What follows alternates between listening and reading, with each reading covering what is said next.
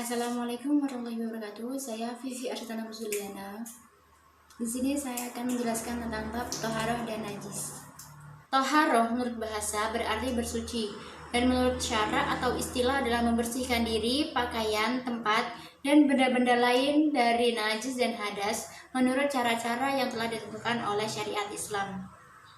Toharoh adalah syarat wajib yang harus dilakukan dalam beberapa macam ibadah yang terkandung dalam Quran surat Al-Maidah ayat 6 yang berbunyi ya ayyuhalladzina idza qumtum ilas sholati ila akhir, yang artinya hai orang-orang yang beriman, apabila kamu hendak mengerjakan sholat maka basuhlah mukamu dan tanganmu sampai siku, dan sapulah kepalamu dan basuh kakimu sampai dengan kedua mata kaki, dan jika kamu junub maka mandilah, dan jika kamu sakit atau dalam perjalanan atau kembali dari tempat buang air atau menyentuh perempuan lalu kamu tidak memperoleh air, maka bertayamumlah dengan tanah yang baik atau bersih, sapulah mukamu dengan tanah itu.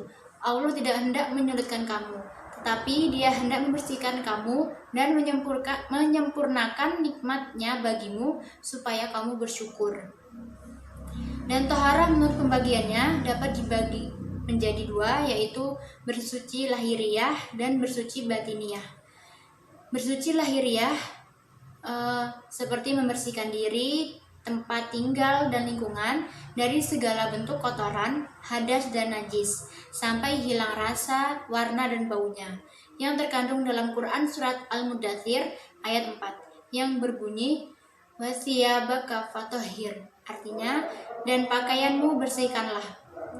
Kemudian bersuci batiniyah.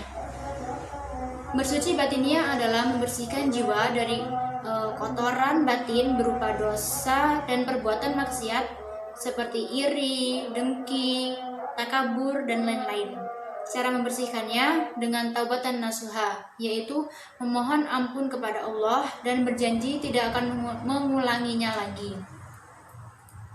Macam-macam alat mutahharoh.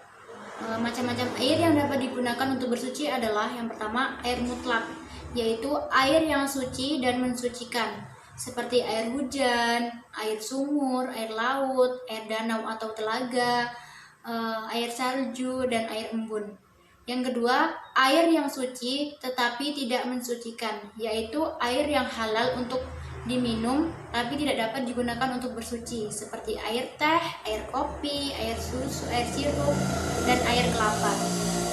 Yang ketiga yaitu air musyammas, yaitu air yang terjemur oleh matahari dalam bejana selain perak dan emas. Air ini makruh digunakan untuk bersuci. Kemudian air mustakmal, yaitu air yang telah digunakan untuk bersuci. Air ini tidak boleh digunakan untuk bersuci walaupun tidak berubah warna, rasa, dan baunya. Yang terakhir yaitu air mutanajis, yaitu air yang sudah terkena najis, baik yang sudah berubah warna, rasa, dan baunya maupun yang tidak berubah dalam jumlah yang sedikit atau kurang dari 2 kulah, setara dengan 270 liter menurut ulama kontemporer. Kemudian bab najis. Ada berbagai cara dalam bersuci, yaitu bersuci dengan air seperti berwudu, mandi junub, atau mandi wajib. Ada juga bersuci menggunakan debu, tanah, atau bertayamum. Cara-cara toharah menurut pembagian najisnya. Yang pertama adalah najis ringan atau sering disebut dengan najis mukhafafah, yaitu najis yang berasal dari air kencing bayi laki-laki yang belum makan apapun kecuali air susu ibunya saja, yang umurnya kurang dari 2 tahun. Cara membersihkannya cukup dengan memercikkan air ke bagian yang terkena najis. Yang kedua yaitu najis sedang atau sering disebut dengan najis mutawasitoh, yaitu golongan najis ini adalah kotoran air kencing. Cara membersihkannya dengan cukup membasuh atau menyiramnya dengan air sampai najis tersebut hilang rasa, bau, dan warnanya. Yang ketiga, najis berat atau najis mughalladhah.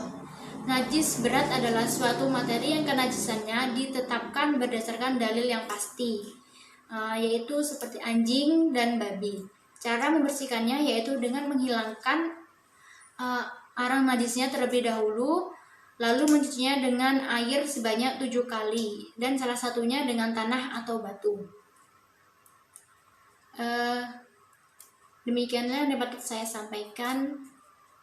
Saya akhiri. Wassalamualaikum warahmatullahi wabarakatuh.